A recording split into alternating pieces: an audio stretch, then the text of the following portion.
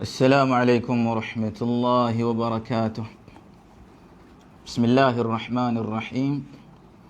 الحمد لله رب العالمين، والصلاة والسلام الأتمان أكملان على خير خلق الله وعلى آله وصحبه ومن والاه.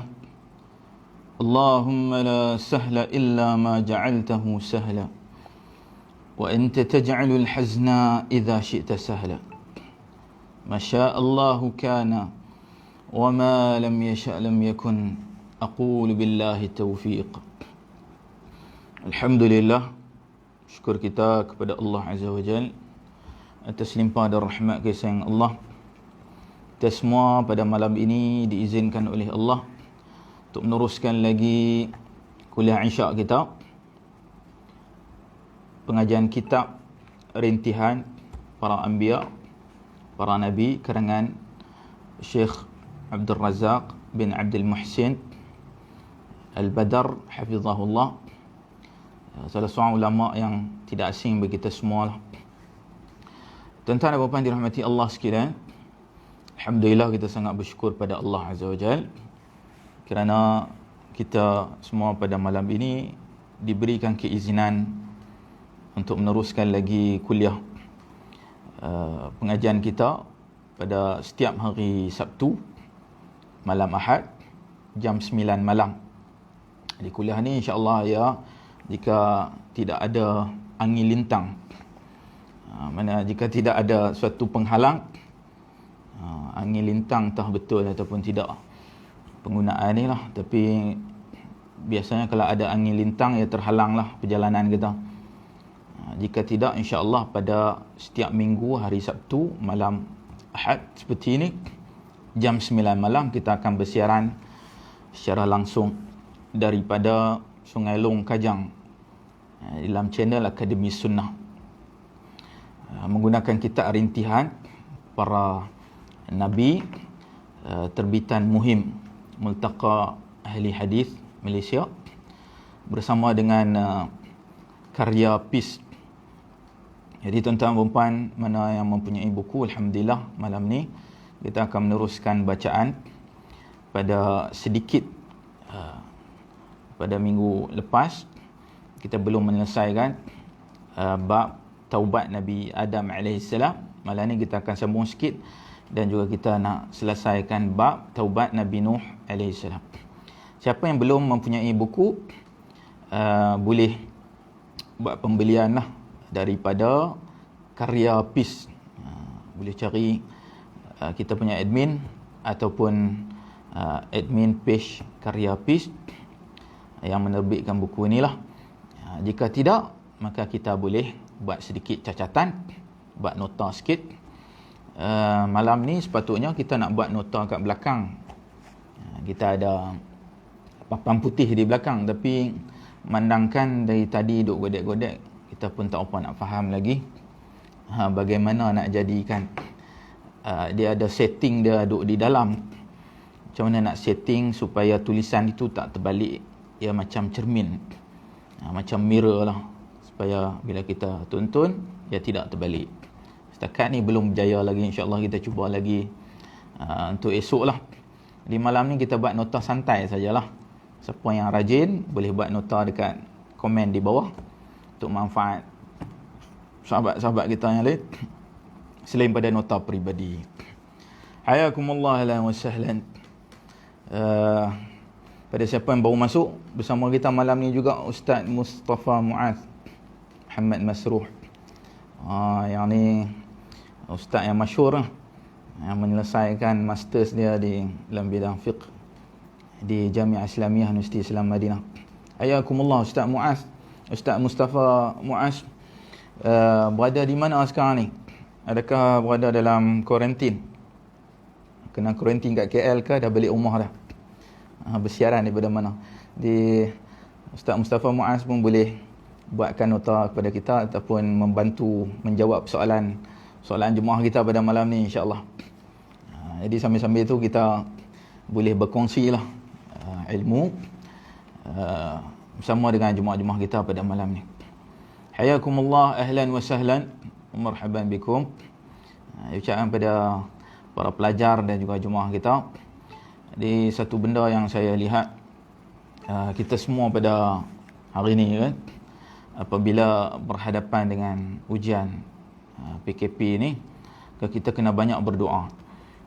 Bersesuaian dengan silibus ataupun muqarrar kita, kita rintihan para anbiya ni. Jadi dalam mendepani berhadapan dengan pelbagai ujian di dunia pada hari ini, perbanyakkanlah doa, terutama doa para anbiya. Dan sudah tentu doa Nabi kita sallallahu alaihi wasallam, yang mana baginda telah menghimpunkan pada kuliah yang lalu, sebut Syekh Abdul Razak menyebut baginda sallallahu alaihi wasallam telah menghimpunkan kesempurnaan para rasul. Jadi para rasul itu sempurna, dihimpun kesempurnaan itu dan akhirnya dihimpunkan kepada baginda kita sallallahu alaihi wasallam. So doa Nabi sudah tentu yang lebih afdal, juga doa-doa para anbiya yang lain. Jadi kalau tuan-tuan puan perasan di Facebook page saya, di wall Facebook page, pagi ini kita telah update beberapa hadis, antaranya hadis tentang doa Nabi sallallahu alaihi wasallam. Dan doa ini kita boleh amal, sangat ditutup bagi kita, terutama pada musim PKP seperti ini. Doa dalam Sahih Muslim yang Nabi sallallahu alaihi wasallam minta berlindung kepada Allah Azza wa Jalla daripada beberapa perkara. Antara yang pertama, daripada hilangnya nikmat Allah. Yang kedua, minta berlindung daripada berubahnya kesihatan. Hilangnya nikmat Allah, berubahnya kesihatan. Yang ketiga, minta berlindung daripada azab Allah yang datang secara tiba-tiba, datang mengejut. Dan yang keempat, minta berlindung daripada semua kemurkaan Allah Azza wa Jalla. 4 perkara ni. Dan keempat-empat perkara itu ada pada zaman ni, pada ketika ni. Jadi kita minta jauhlah daripada keempat-empat perkara ini.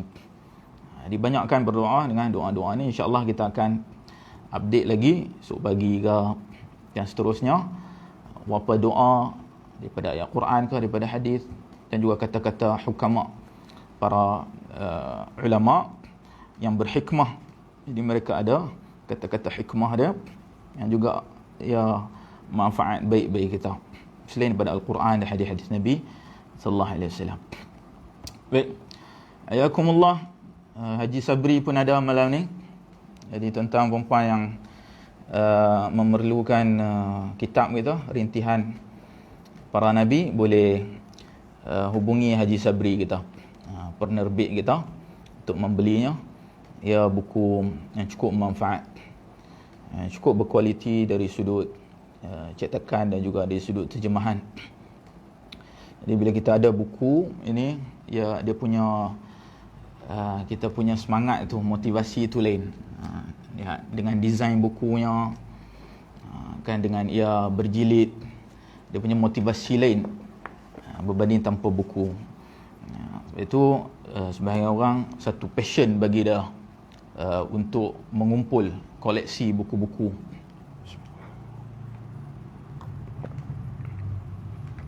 Terutama orang Arab, mereka ada maktabah peribadi, perpustakaan peribadi di rumah mereka sendiri. Itu satu kepuasan bagi dia, satu kebanggaan bagi dia apabila ada sangat banyak koleksi buku-buku yang berjilid. Dan saya ingat dulu di di kuliah hadis, fakulti hadis di Universiti Islam Madinah, salah seorang daripada pensyarah dia, Syekh Abdul Bari. Syekh Abdul Bari, dia anak pada Syekh Hamad Al-Ansari rahmatullah alaih, di antara pengasas Universiti Islam Madinah. Dia anak pada Syekh Hamad. Dia cerita ayah dia ni, Syekh Hamad Al-Ansari rahmatullah alaih, antara pengasas Universiti Islam Madinah, betul juga pengasas kuliah hadis bersama dengan Syekh Abbad. Dia cerita ayah dia sangat berminat lah. Ayah dia, antara passion ayah dia mengumpul kitab, sehingga kan pada satu tahap jika dia tak dapati jilid, mana kitab itu photostat, dia akan pergi kedai jilidkan, bagi jadi kulit dia tu macam kitab Arab, kulit cantik. Dia akan photostat dan pergi jilidkan kalau benda tu tak diterbitkan secara rasmi. Sehingga kan pada satu tahap, dia cerita ayah dia ni, buku-buku telefon, zaman kita telefon kita simpan kontak dalam Google, Google kontak kita simpan. Tapi satu ketika dulu simpan nombor telefon dalam buku tu, sehingga buku telefon dia, bila dia buah nombor telefon, dia pergi jilid. Buku telefon pun berjilid. Kita buku telefon ni asal ada sudah, dia bukannya kitab agama pun, tapi dia pergi jilid kerana nak cantiknya, nak bagi dia asa semangat menyimpan kitab-kitab yang berjilid. So itu faedah daripada kisah para ulama lah, yang boleh kita manfaatkan. Baik, hayakumullah, alaihi wasallam. Siapa yang baru masuk, kita baru saja mukaddimah sementara tunggu pelajar-pelajar masuk kelas. Haji Wan Adnan pada malam ni. Assalamualaikum Ustaz, terima kasih atas perkongsian Haji Sabri. Sepatutnya saya yang berterima kasih kepada Haji Sabri sebab dia penganjur kuliah kita malam ni. Dr. Daud Johari pada malam ni. Hayakumullah Doktor. Puan Siti Esah pun ada. Assalamualaikum Ustaz dan jemaah. Jadi malam ni saya lihat ramai AJK masjid dan surau kita lah. Jadi AJK masjid ni, mereka ni sebenarnya orang yang sangat bertuah. Sebab apa? Kerana mereka ada akses yang sangat luas pada masjid dan juga surau. Jadi mereka ni jika share ke grup masjid surau, grup WhatsApp ke apa, maka mereka lah yang paling banyak dapat pahala ganjaran daripada kuliah pengajian kita pada malam ini. Terutamanya bukan semua masjid dan surau ada kuliah online. Jadi kita manfaatkan kuliah online kita ni untuk semua masjid-masjid dan juga surau. Baik, hayakumullah, ahlan wa sahlan, marhaban bikum. Nampaknya ramai dah jemaah kita yang dah masuk. Pelajar-pelajar kita dah masuk kelas. Kita boleh start lah, boleh mula kuliah kita pada malam ini. Assalamualaikum Ustaz, Ipoh clear. Puan Azura Patil, alhamdulillah sampai ke Ipoh. Puan Siti Salasiah, Assalamualaikum Ustaz, perkongsian yang bagus. Puan Siti Salasiah pun dah ada juga malam ini. Perkongsian yang bagus, perkongsian mukaddimah yang bagus insya-Allah. Baik, kita masuk pada bab taubat Nabi Adam AS. Siapa yang ada buku boleh rujuk muka surat 14. Bab taubat Nabi Adam AS. Siapa mempunyai buku lah. Jika tidak, maka kita boleh buat note sikit lah, nota sikit secara peribadi untuk kita. Baik, pada kuliah lepas kita baru masuk sebahagian bab ini yang kita sebut Nabi Adam AS, dia telah bertaubat pada Allah Azza wa Jal dengan kalimat, dengan beberapa perkataan. Jadi apakah perkataan itu? Malam ni kita nak baca ayat Quran berkaitan dengan perkataan ini. Apa perkataan yang diucapkan oleh Nabi Adam AS untuk taubat pada Allah Azza wa Jal? Minggu lepas kita dah sebut tawassul Nabi Adam AS dengan Nabi kita sallallahu alaihi wasallam adalah tidak sahih. Bahkan hadis yang palsu diriwayatkan oleh Al-Hakim dalam Mustadraknya. As'aluka bihaqqi Muhammadin. Ini perkataan ni, aku meminta kepadamu ya Allah dengan hak Muhammad. Itu bukanlah kalimat perkataan yang Nabi Adam AS gunakan untuk taubat pada Allah Azza wa Jalla. Itu adalah hadis yang palsu. So malam ni kita nak tahu apa perkataan tersebut. Ya, seperti mana diisyaratkan walaupun tidaklah secara sarih, secara pasti di dalam ayat Al-Quran. Baik, antara ayat Al-Quran yang menceritakan kisah Nabi Adam AS, bagaimana Nabi Adam bertaubat. Baik, Encik Azli Daud pun ada malam ni. Ayakumullah. Haji Muhammad Isroman, Assalamualaikum dari Bukit Canggang Banting. Daripada Banting pun ada. Macam mana Bukit Canggang masih ada lagi pasar malam? Dulu saya selalu duk pergi pasar malam dekat sebelah masjid. Kita cari kulit ayam bakar. Ini satu yang agak rare lah. Siapa yang ada di Bukit Canggang boleh pergi cari kat pasar malam. Ayakumullah. Tapi sebabkan Bukit Canggang ni agak jauh daripada rumah, tak dapat nak istiqamah lagi lah, nak komit dekat masjid Bukit Canggang tu lah. Mudah-mudahan mereka dalam keadaan sihat walafiat. Baik. Antara daripada surah Al-Baqarah ayat 35 sehingga ayat 37 menceritakan tentang taubat Nabi Adam AS. Allah Azza wa Jalla berfirman, a'udzu billahi minasyaitonir rajim. Wa qulna ya Adam uskun anta wa zawjukal jannata wa kula minha ragadan haitsu syi'tuma wa la taqraba hadhihi asy-syajarata fatakuna minadh dhalimin. فأزلهما الشيطان عنها فأخرجهما مما كانا فيه وقلنا اهبطوا بعضكم لبعض عدو ولكم في الأرض مستقر ومتاع إلى حين فتلقى آدم من ربه كلمات فتاب عليه إنه هو التواب الرحيم. Maksudnya, dan kami telah berfirman, wahai Adam, engkau diamilah sesungguhnya engkau dan isterimu akan syurga ini, dan kamu berdua makanlah daripadanya sungguh-sungguh dengan banyaknya di mana saja kamu berdua telah kehendaki, dan janganlah kamu berdua menghampiri ini, iaitu pokok ini, dengan kerana itu akan menjadi kamu berdua sebahagian dari orang-orang yang zalim. Maka syaitan telah menyebabkan tergelincir mereka berdua kerananya, lalu dia telah mengeluarkan mereka berdua dari apa yang adalah dahulu mereka berdua berada di dalamnya. Dan kami telah berfirman, kamu turunlah dalam keadaan sebahagian kamu bagi sebahagian yang lain bermusuhan, dan terdapat bagi kamu di bumi tempat untuk menetap dan kesenangan hingga ke satu masa. Maka Adam telah menerima dari Tuhannya kalimat-kalimat, dan dia telah berlembut terhadapnya, kerana sesungguhnya dia benar-benar dialah yang maha menerima taubat, yang maha mengasihani. Baik.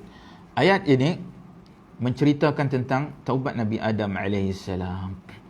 Dan Syekh Abdul Razak tidak menghurai ayat ini, kerana ia ayat yang secara umumnya mudah difahami. Ia straightforward ni. Ia penceritaan. Ia tidak diperincikan. Jadi kita tak ada keperluan sangat untuk memperincikan berkaitan dengan ayat ini. Cumanya beberapa perkara yang agak penting yang kita kena sentuh. Baik, ayakumullah. Alhamdulillah, ada yang baru masuk ni. YB Sapuan, alhamdulillah Ustaz. Syukur, alhamdulillah Taman Seri Serdang clear walaupun baru lepas hujan. Alhamdulillah. Sekarang musim hujan sikit, kadang malam-malam hujan. Tapi nampaknya audio dan juga video kita malam ni clear setakat ni. Tak ada feedback yang kata audio bermasalah ataupun video bermasalah. Saya lihat di media sosial, sebagai orang sebutlah, selinganlah, sebut satu ketika dahulu cikgu apabila mengajar, para pelajarnya bising, sembang sesama dia lah, baling songkok lah sama dia. Jadi cikgu suruh diam. Tapi pada zaman moden kita hari ni, terutama PKP ni lah, secara online, terbalik. Terbalik, cikgu mengajar dalam online ni, dia mengajar, pelajar semua diam. Dulu pelajar main, pukul kawan sebelah. Ini pelajar diam, satu patah perkataan tak ada. Cikgu pula kena suruh cakaplah sesuatu. Bagilah ada bunyi ke, ada feedback ke, ada tulisan, ada lukisan ke apa. Ada sesuatu. Terbalik satu ketika tu. Begitu Allah Azza wa Jalla jadikan dunia kita ni boleh naik ke atas, turun ke bawah seperti roda lah. Boleh terbalik. Siapa yang sangka satu ketika dahulu. Baik, Haji Saiful Anwar pun ada malam ni, hayakumullah. Haji Sabri kita clear dari Subang Bestari, alhamdulillah. Haji Sabri kita bersiaran daripada Subang Bestari. Ingatkan bersiaran daripada Rawang, daripada Subang Bestari ya. Mana Haji Sofwan kita? Biasanya Haji Sofwan kita dia sentiasa ada awal. Dia orang yang terawal biasanya muncul. Kerana dia ulat buku lah, dia sentiasa ada buku lah. Jadi di mana Haji Sofwan kita malam ni? Mudah-mudahan berada dalam keadaan sihat walafiat. Baik. Jadi ayat ini yang menceritakan tentang kisah Nabi Adam AS. Yang mana Nabi Adam AS, dia apabila melakukan kesalahan, maka Allah Azza wa Jalla turunkan dia ke muka bumi. Jadi dalam ayat ini turunlah dalam keadaan turunlah. Jadi turun ke bumi ini. Al-Imam Ibn Kathir rahmatullah alaih apabila menafsirkan ayat ini membawa satu riwayat daripada Tabrani dalam Mu'jam Al-Kabir. Satu riwayat berkaitan dengan Nabi Adam AS bila diturunkan ke muka bumi. Nabi Adam telah bertawaf di Kaabah sebanyak 7 pusingan, kemudian salat 2 rakaat. Kemudian lepas tu Nabi Adam pun bertaubat dan berdoa kepada Allah Azza wa Jalla. Jadi faedah yang kita dapat daripada riwayat ni, yang mana riwayat ni Imam Ibn Kathir dia mendiamkannya, dia tak komen sahih ataupun tidak, ataupun dia bawa riwayat lain yang bertentangan dengannya, dia bawa kemudian dia diamkan seolah dia bersetuju. Riwayat ni tak ada masalah, riwayat yang sahih, tidak ada masalah padanya. Maka berdasarkan riwayat ni kita dapat 2 faedah. Faedah yang pertama, siapa yang membina Kaabah? Kerana Nabi Adam AS, riwayat yang sebut bila dia diturunkan, dia tawaf dah. Sedangkan selama ni kita belajar, yang biasa kita dengar, yang membina Kaabah ni adalah Nabi Ibrahim AS yang membina Kaabah. Seperti mana doa yang selalu kita baca, Rabbana taqabbal minna innaka antas samiul alim. Doa tu bila Nabi Ibrahim AS baca ketika mana dia sedang membina Kaabah, dia baca doa ni, Rabbana taqabbal minna, minta diterima amalan. Itu biasa kita baca. Tapi berdasarkan riwayat ni, Kaabah telah pun wujud ketika mana Nabi Adam AS diturunkan ke bumi ini, telah pun wujud. Sebab itu sebahagian syekh, antara syekh di kuliah hadis di Universiti Islam Madinah, antaranya Syekh Su'ud Al-Jurbu'. Syekh Su'ud Al-Jurbu' ni antara syekh yang sangat masyhur di kuliah hadis. Kerana dia ni terkenal dengan hafalan yang sangat kuat.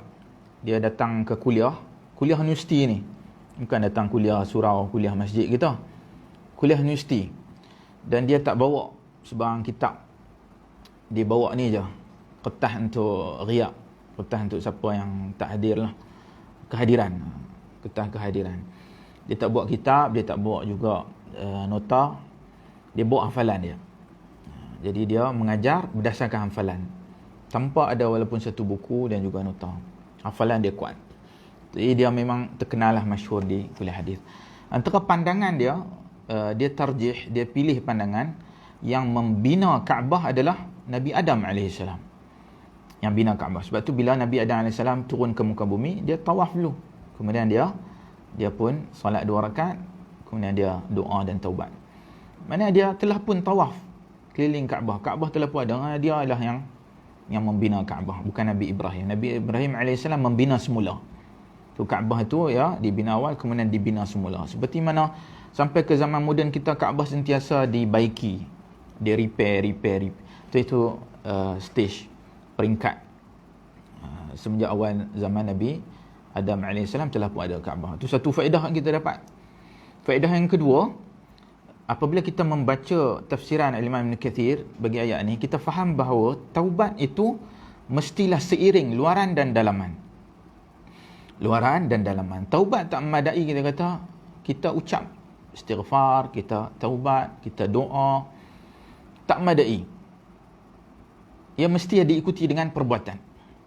Al-jawarih, perbuatan kita. Ucapan kita ke, perbuatan kita, ni semua kena jalan seiring. Luaran dan dalaman.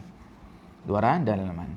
Sebab saya lihat di media sosial, di Facebook lah antaranya, sebahagian orang apabila ulas berkaitan dengan anugerah semalam, anugerah berita harian semalam, mungkin disebabkan anugerah berita harian ke, semalam kita punya view jatuh mendadak kan. Tengok kenapa tak view kurang. orang pun kurang. Mana pergi orang pukul 9 malam? Mungkin salah satu anugerah ni dia memang mencuri kita punya audien ke, dia mencuri kita punya kelajuan internet ke, kita tak tahu. Tapi semalam memang view jatuh mendadak dan juga para pelajar kita pun juga kurang semalam. Mungkin sebab internet pun jadi slow. Sebab internet semua duk banyak pergi kat sana lah. Itu saja, selingan sajalah. Cuma saya nak lihat, nak sebut berkaitan dengan konsep taubat ini. Ada sebahagian orang, mereka seolah cuba untuk justify. Justify ni makna dia seolah nak menjadikan ia betul. Seolah nak menghalalkan. Seolah, bukan kita menganggap ia betul-betul. Ini secara umum, bukan tuju pada fulan-fulan, tak. Secara umum, bila saya perhatikan di media sosial, ada orang cuba untuk justify, menghalalkan sebahagian daripada perkara yang salah ini. Dia kata barangkali mereka yang melakukan maksiat tersebut, malam-malam dia taubat pada Allah. Malam-malam dia solat tahajud, taubat pada Allah. Kita kata betul ahli maksiat, dia bertaubat pada Allah Azza wa Jalla, dan Allah akan ampunkan selagi mana dia tidak mensyirikkan Allah. Namun janganlah sampai seolah nak menggambarkan bahawa tak apa, kita ni buat maksiat tak apa, tapi malam-malam bangun tahajud, taubat. Dia kena seiring, kena jalan dua-dua. Malam-malam bangun tahajud, taubat, ya. Juga ya mestilah seiring perbuatan kita pun, ya. Kita azam, keazaman yang kuat kita nak tinggal benda ni. Nak tinggal dosa ni, nak tinggal maksiat ni. Tapi jika kita dipaksa, maka Allah ampunkan kita. Tapi kena ada usaha, progress lah. Seperti kita lihat ramai artis kita yang ada progress, yang mula berubah, berhijrah. Jadi kena jalan seiring lah dua-dua ni. Itu faedah yang kita dapat daripada kisah Nabi Adam AS ini. Baik. Abu Afnan Saiful Nazmi, ayakumullah Haji. Hajah Habsah, Assalamualaikum warahmatullahi wabarakatuh. Waalaikumsalam warahmatullahi ta'ala wabarakatuh. Puan Syarimah Zabiri, ni jemaah haji umrah kita daripada Ipoh. Alhamdulillah, kita bersiaran sampai ke Ipoh. Baik, itu faedah daripada surah Al-Baqarah ayat 35 hingga 77. Baik, dalam ayat ini Allah Azza wa Jalla menyebut, maka Adam AS menerima dari Tuhannya kalimat-kalimat. Menerima daripada Tuhannya kalimat. Apa kalimat tersebut? Kalimat ini dalam tafsir Ibn Kathir menyebut apa?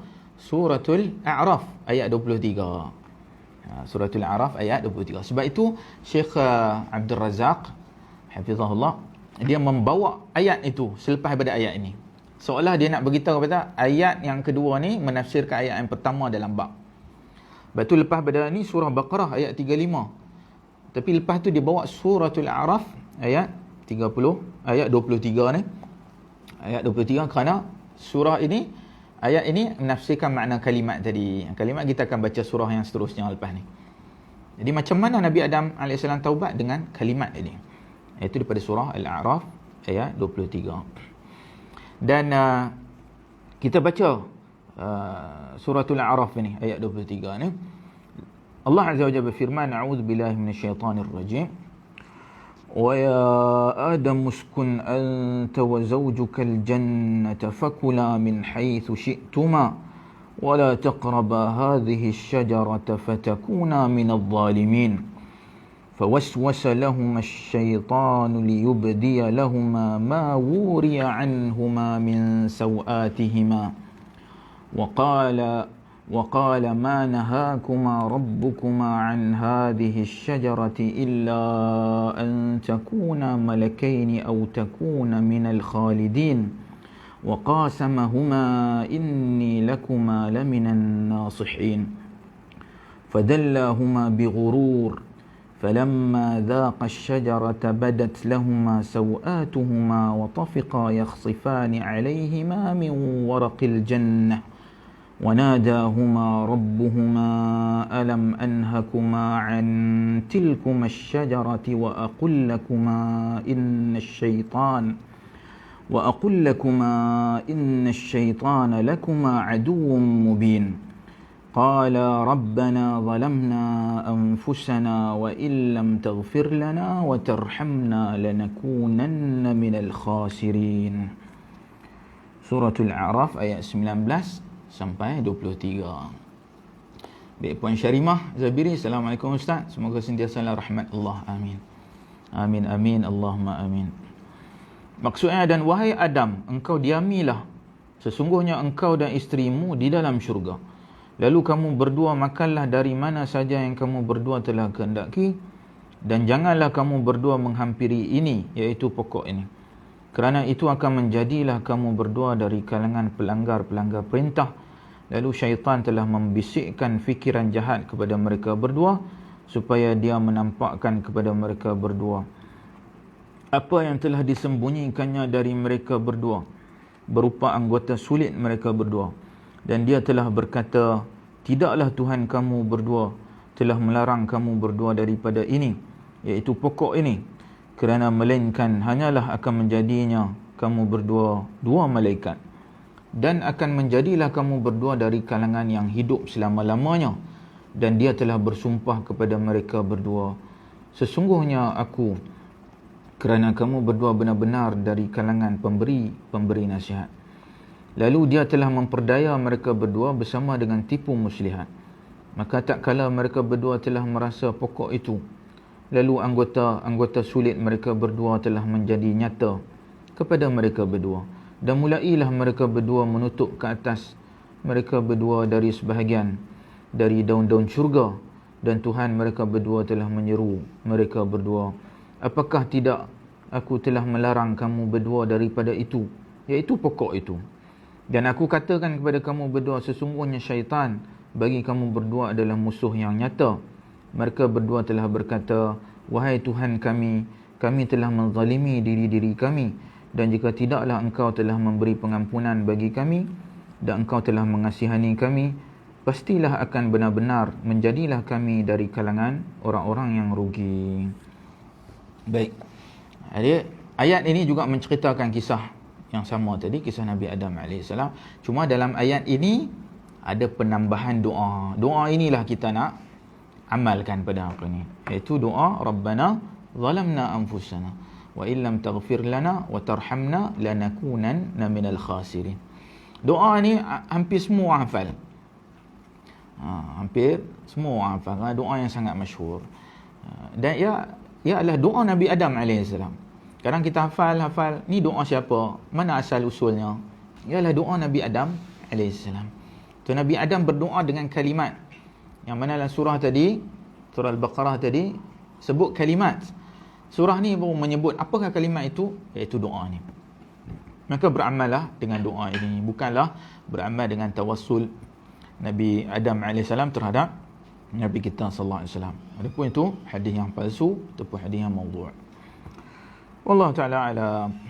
Baik, seterusnya kita lihat pada surah yang lain pula. Allah Azza wa Jalla berfirman berkaitan dengan kisah Nabi Adam AS, iaitu daripada surah Taha ayat 121 hingga 122. Baik.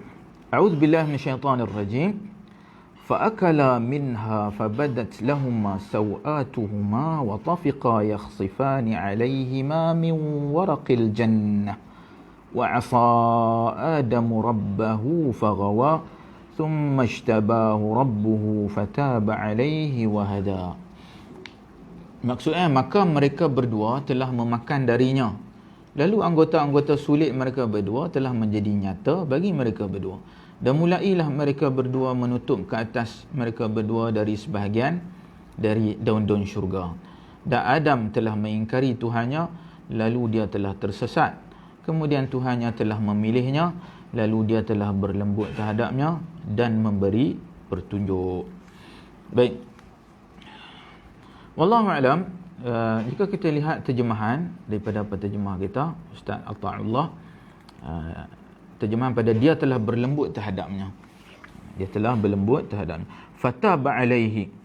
Taba alaihi ni bahasa mudahnya taba ala, maksudnya dia telah menerima taubat.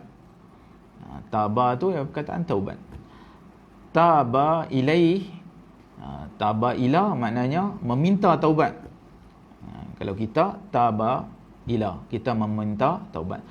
Taba ala maknanya menerima Allah. Itu hak Allah untuk menerima taubat. Begitu bahasa Arab, perkataan yang sama, tapi ada jika ia bersama dengan ala maknanya menerima.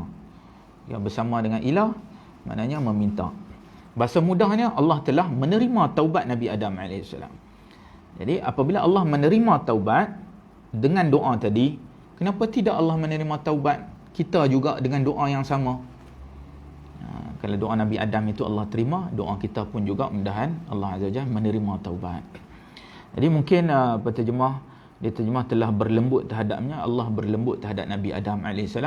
Itu terjemahan pada maknawi. Terjemahan secara maknawi. Maknanya Allah berlemah lembut pada Nabi Adam, maka Allah pun terima taubat dia. Tetapi bahasa mudah untuk kita semua faham, dan saya sendiri pun faham, bahasa mudah apa? Allah menerima taubatnya dengan berlembut kepadanya lah. Dengan rahmat kepada Nabi Adam AS. Begitu juga Allah berlembut pada kita dan rahmat pada kita semua. Jadi mungkin penterjemah kita dia terjemah lembut ini mengikut konteks yang dia pilih. Adapun supaya konteks yang mudah kita faham, di mana kita faham perkataan taba ni maknanya taubatlah. Wallahu a'lam. Cukup sekadar itu secara ringkas berkaitan dengan taubat Nabi Adam AS. Okay, kita masuk taubat Nabi Nuh AS.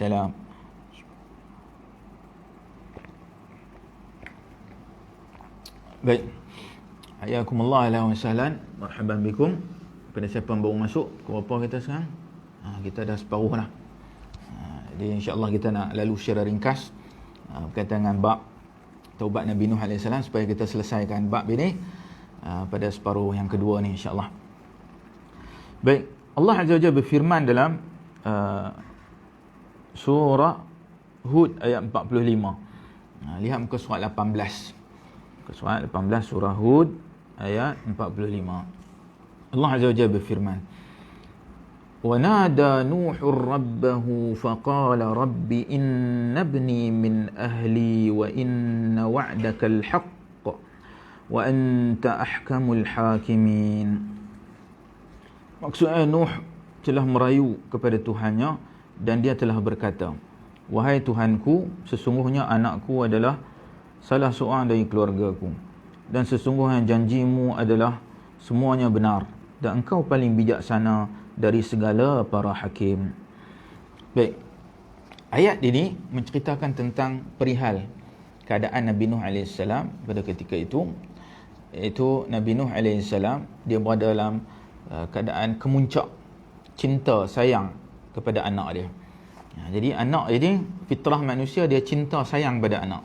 Itu memang fitrah semua manusia macam tu lah, kecuali yang melanggar fitrah, yang jenis pam anak dalam tandas, yang dia tinggal dalam tong sampah, dalam longkang, itu dia melawan arus fitrah. Sedangkan binatang pun mereka tak bunuh anak sendiri, dia bunuh binatang lain sebab untuk makan, untuk survive dia. Dia tak bunuh anak dia sendiri, kecuali binatang yang sakit lah, macam kita kata setengah ayam ke, ayam bila dia sakit gila meroyan lah, orang panggil gila meroyan, anak dia lahir dia patuk mati. Bukannya dia saja pergi bunuh, tapi dia tu bukan yang sihat. Itu bab yang lain. Tapi manusia yang fitrah, yang sihat, dia akan cinta sayang kepada anak. Termasuk Nabi Nuh AS. Fitrah itu terpakai, termasuk pada para anbiya, para Nabi. Puan Siti Esah, taubat Nabi Nuh. Kita dah masuk bab taubat Nabi Nuh AS. Baik. Jadi Allah Azza wa Jalla telah berjanji untuk menyelamatkan keluarga Nabi Nuh AS. Dan Nabi Nuh dia sangka janji itu untuk semua keluarga dia, yang beriman ataupun yang kufur. Yang beriman ataupun yang kufur, asalkan keluarga Nabi Nuh, semuanya Allah akan selamat. Betulan ayat ni dia, Nabi Nuh AS tuntut janji Allah untuk selamatkan anak dia, walaupun anak dia bukan seorang yang beriman. Jadi itu kesilapan Nabi Nuh. Kesilapan Nabi Nuh AS. Sebab itu ayat yang seterusnya, ayat yang seterusnya Allah Azza wa Jalla membalas rintihan Nabi Nuh alaihi salam. Masya Allah, Haji Ahmad Safwan pun ada pada malam ini. Tuan-tuan jika ada persoalan, Haji Ahmad Safwan dia boleh tolong jawab. Persoalan terutama kadang soalan kaunseling. Dia pakar kaunseling Haji Ahmad Safwan ni. Baik. Jadi ayat yang seterusnya menjawab soalan tadi. Soalan. Itu Allah Azza wa Jalla berfirman, a'udzubillahi minasyaitonir rajim. Ya Nuh innahu laysa min ahlik innahu amalun ghairu salih fala tas'alni ma laysa laka bihi ilm inni a'idhuka an takuna minal jahilin. Maksudnya, wahai Nuh, sesungguhnya bukanlah dia tergolong dari golongan keluargamu, kerana sesungguhnya dia adalah pengamalan yang tidak saleh. Maka dengan itu janganlah engkau meminta kepadaku apa yang bukanlah ada bagimu terhadapnya pengetahuan. Sesungguhnya aku memperingatkan engkau dari keberadaanmu tergolong dari kalangan orang-orang yang jahil. Baik. Surah Hud ayat 46. Dalam ayat ini ada beberapa faedah yang kita nak tekankan, sedikit selingan. Itu pada perkataan a'idzuka, inni a'idzuka an takuna. Kadang-kala kita ni orang ajam, kita bukan Arab, bukan bahasa kita bahasa Arab. Bila kita nak baca kadang-kala berbelit lidah, a'idzuka, kerana kesemua huruf ini dia hanya satu harakat. Satu harakat. So, kita kena baca bagi laju. A'idhuka. A'idhuka. Dia tak boleh jadi dua harakat. Yang ni kadang-kala agak sukar untuk dibaca oleh orang yang tak biasa, yang bukan daripada orang Arab. Di setiap huruf ada hak dia. Ini tuan-tuan puan mungkin akan belajar daripada kelas-kelas tajwid, kelas tahsin Quran. Nanti setiap pada huruf ada hak dia. Berikan hak pada setiap huruf ni. Sama ada dia mad, dua harakat ataupun satu harakat. Jadi bila kita nak baca kena laju sikit. A'idhuka. A'idhuka. Setiap tu satu harakat. Baik, tu faedah sikit sampingan tambahan berkaitan dengan tajwid ataupun membaca kataan-kataan huruf mengikut hak dia yang sepatutnya.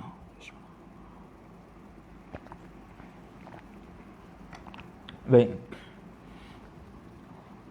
Dalam ayat ni Allah Azza wa Jalla menjawab rintihan Nabi Nuh alaihi salam tadi. Wahai Nuh, sesungguhnya bukanlah dia tergolong dari golongan keluargamu, kerana sungguhnya dia adalah pengamal yang tidak saleh. Di sini kita nak tekankan sikit. Bila Allah Azza wa Jalla menyebut anak Nabi Nuh bukan daripada golongan kamu dan dia bukan orang yang saleh. Apa makna anak Nabi Nuh alaihi salam? Dalam tafsir Ibn Kathir dia ada sedikit perbahasan. Anak Nabi Nuh yang kufur ni, adakah anak dia sungguh ke ataupun bukan? Anak kandung ke ataupun bukan anak kandung? Ada riwayat dalam tafsir Ibn Kathir, riwayat sebahagian pada ulama menyebut anak Nabi Nuh yang kufur itu bukan anak kandung Nabi Nuh.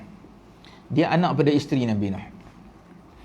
Anak pada isteri Nabi Nuh. Anak isteri Nabi Nuh ni apa maksudnya?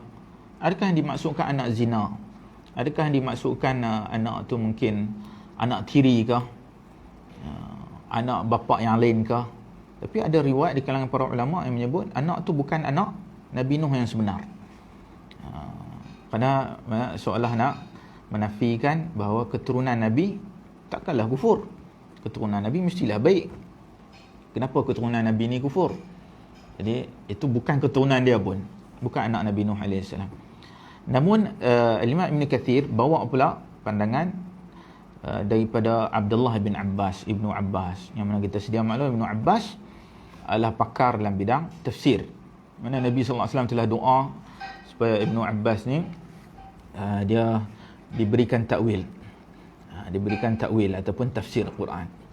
Itu dia pakar. Ibnu Abbas dia buat kesimpulan bahawa isteri para anbiya tidak ada seorang pun yang berzina. Ini kaedah. Istiqra' lah. Apabila kita keluarkan daripada pelbagai riwayat, kita nak pergi cek satu-satu letih ya. Banyak riwayat. Macam mana nak cek? Jadi kita keluarkan kaedah aja. Daripada Ibn Abbas buat itu kaedah bahawa Nabi ni, isteri-isteri mereka tidak pernah berzina.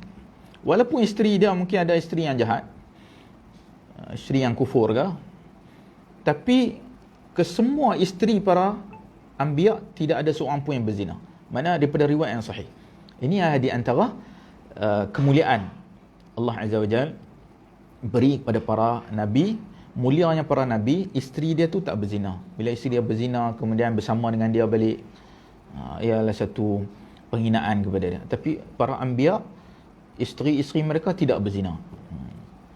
Jadi seolah Imam Ibn Kathir menolak pandangan yang awal tadi yang kata tu bukan anak dia. Jadi anak Nabi Nuh ni memang anak kandung dia pula. Bukanlah ya anak pada isteri dia sahaja, tapi anak kandung. Zahirnya begitulah. So, seolah Imam Ibn Kathir memilih pandangan inilah. Jadi persoalannya, adakah anak Nabi Nuh AS yang kufur itu anak kandung ataupun bukan anak kandung? Zahirnya anak kandung. Zahirnya adalah anak kandung. Dan itu tak menafikan anak kandung juga boleh kufur. Jadi faedah yang kita dapat bahawa anak Nabi Nuh pun boleh kufur. Anak Nabi Nuh pun boleh kufur. Apatah lagi anak manusia biasa macam kita yang bukan Nabi. Jadi iman tu tak diwarisi. Apatah lagi yang bukan Nabi macam kita kena sentiasa doa supaya anak kita ni menjadi seorang yang beriman, menjadi seorang yang saleh. Doa anak kita, mudah anak kita jadi macam Haji Safwan contohnya. Anak yang saleh, anak yang beriman. Kena sentiasa doa. Mana kita bukan Nabi. Yang Nabi pun anak dia boleh kufur. Tapi alhamdulillah Nabi kita sallallahu alaihi wasallam, isteri dia dan anak dia kesemuanya beriman. Tak ada yang kufur. Kesemuanya beriman. Cumanya dia ada menantu. Menantu yang kufur tu adalah tapi anak kandung dia sendiri tak ada. Semuanya beriman. Termasuk isteri baginda sallallahu alaihi wasallam. Allah bagi kemuliaan dia kepada keluarga baginda ni. Baik. Jadi ini mengangkat khilaf. Jadilah tu faedah kita dapat. Kemudian dalam ayat ni Allah perintah janganlah engkau meminta kepada aku. Janganlah doa untuk anak dia tadi. Jangan minta untuk anak dia tadi. Di sini ada satu persoalan anak ataupun yang kita kata siapa saja yang bukan Islam. Sejauh mana Islam membenarkan doa untuk mereka? Sejauh mana keringanan diberikan untuk berdoa kepada anak ataupun kepada keluarga dan orang lain yang bukan Islam? Kerana dalam ayat ni Allah Azza wa Jalla perintah jangan minta untuk anak yang kufur tadi. Jadi secara umumnya jangan doa untuk orang bukan Islam. Secara umumnya begitu. Terus sejauh mana perincian? Itulah masalah, kita kena perincikan. Okay. Jika doa tersebut, doa seperti minta hidayah, Allah bagi hidayah kepada fulan, bagi hidayah kepada anakku, bagi kepada ayah yang belum Islam, kawan yang belum Islam, jiran belum Islam, bagilah hidayah. Yang tu keluar pada khilaf. Doa macam tu kita tak payah bahas lah. Itu hampir semua orang tahu lah. Doa minta hidayah tidak ada masalah. Doa minta hidayah itu keluar. Cuma sekarang ini doa yang berkaitan dengan agama, berkaitan dengan akhirat, boleh ataupun tidak kita berdoa. Baik. Kalau berkaitan dengan agama, berkaitan dengan hari akhirat, berkaitan dosa, pahala, azab, yang ini semua kita diharamkan daripada berdoa meminta pada Allah untuk orang bukan Islam. Termasuk kalau ia anak pun, seperti mana dalam ayat ini Allah Azza wa Jalla larang Nabi Nuh AS pada doa untuk anak dia yang kufur tadi. Tidak boleh, diharamkan bagi kita. Termasuklah ucapan-ucapan macam baru ni kan, semalam, hari ni Deepavali. Kadang-kadang ada jiran kawan Deepavali, kita pun doa selamat Deepavali. Di selamat Deepavali itu adalah agama. selamat agama. Maka yang ni dilarang bagi kita. Tinggalkanlah, elakkan. Lewat agama. Ataupun ya Allah ampunkanlah dia. Sedangkan dia kufur. Ampunkanlah dia. Dilarang. Nabi SAW nak minta ampun untuk pakcik dia, Abu Talib. Selagi mana Allah tak larang. Kemudian Allah menurun ayat Quran melarang bagi dia. Tidak sepatutnya bagi seorang Nabi minta ampun pada orang yang kufur. Dilarang. So Nabi dilarang minta ampun untuk siapa? Pakcik dia, Abu Talib. Dilarang. Minta ampunkanlah dia. Ataupun bahasa moden kita ni, RIP, RIP, rest in peace. Rest in peace. Bila seorang tu meninggal, orang bukan Islam meninggal, kita ucap rest in peace. Maknanya dia rehatlah dalam keamanan. Jadi doa yang macam ni dilarang.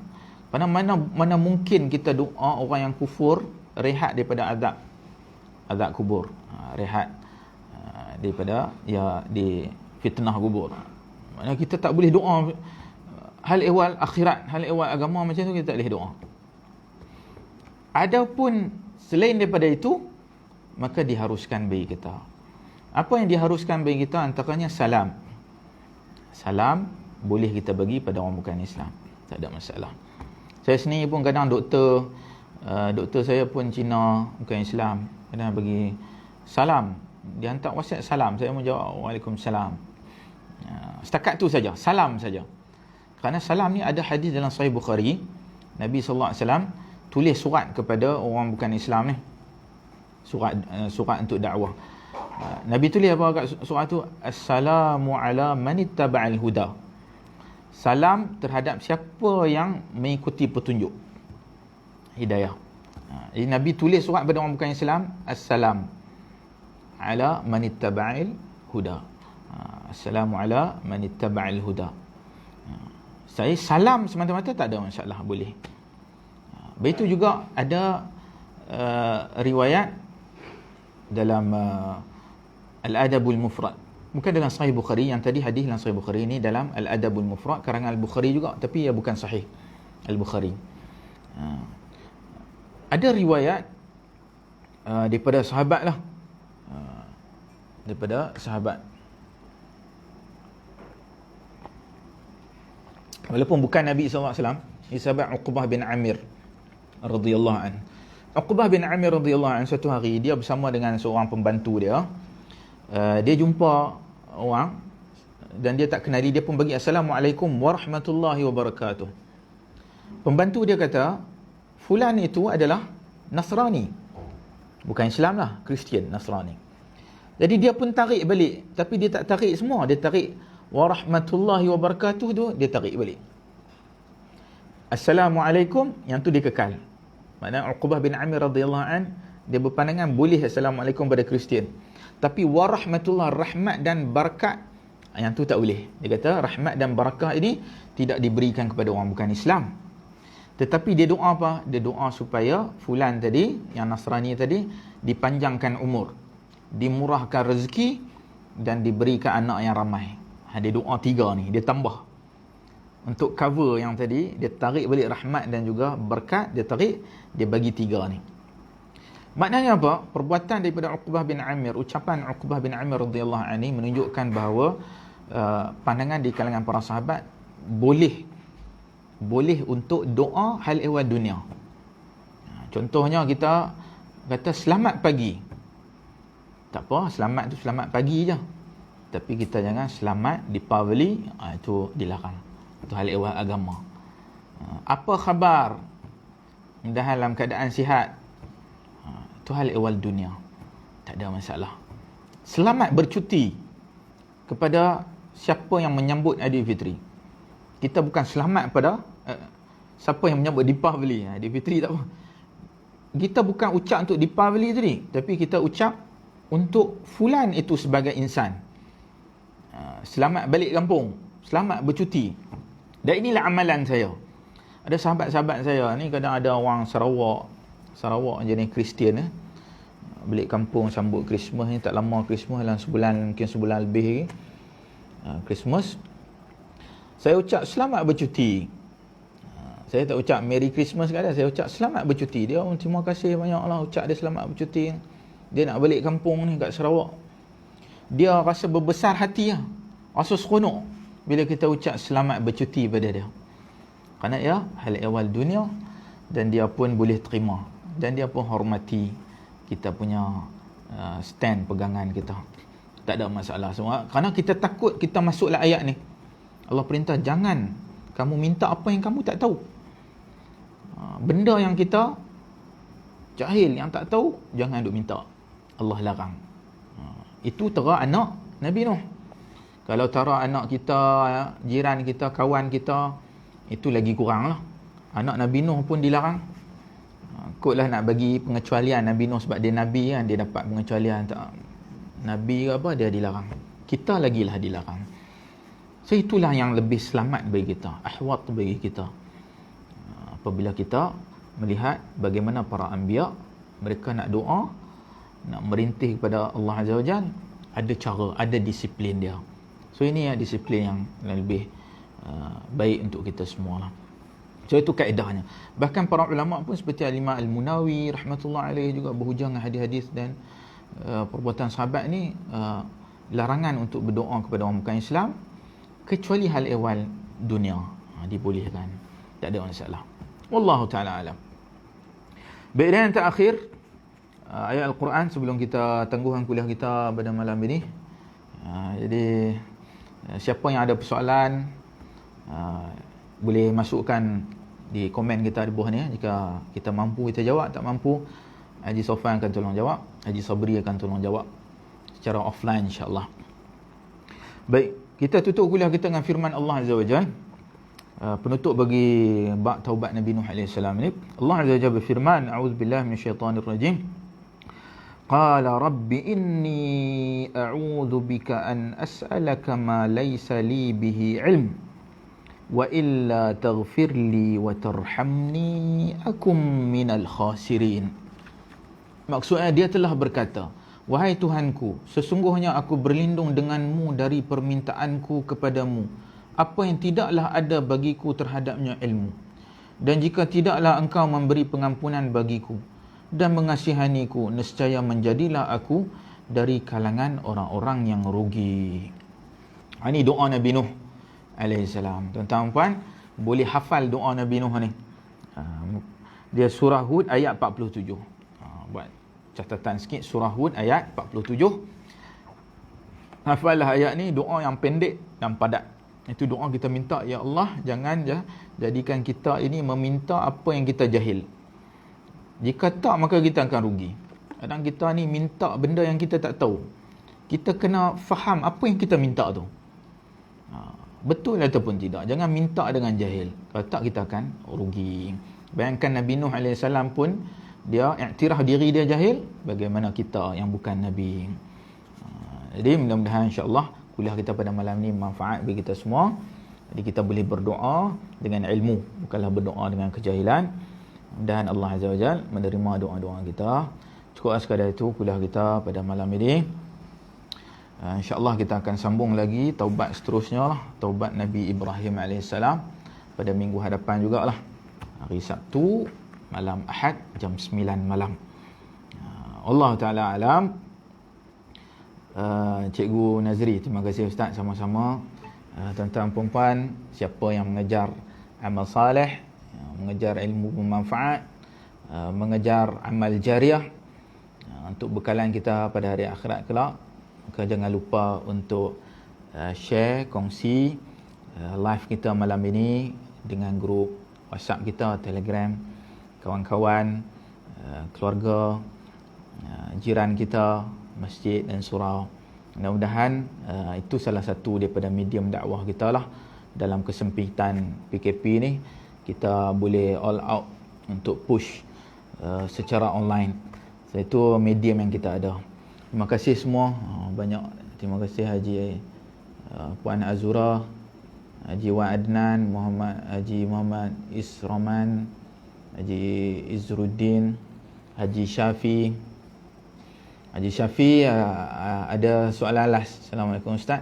Kalau doa tu kita ubah kepada kami, boleh ke? Boleh, tak ada masalah. Boleh, tak ada masalah. Doa asalkan ia makna yang sama, boleh, tak ada masalah. Tak semestinya ia tepat secara teks dalam ayat Quran tadi. Kata Tuhan tu saya, ni kami. Kami makna yang sama saja. Baik, terima kasih banyak Puan Siti Esa, Dr. Daud, alhamdulillah, terima kasih. Haji Hayat Kajanji, ini daripada Kajang, jiran kita daripada Kajang. Jazakumullah, daripada Bukit Mewah Pasal 9. Yakumullah.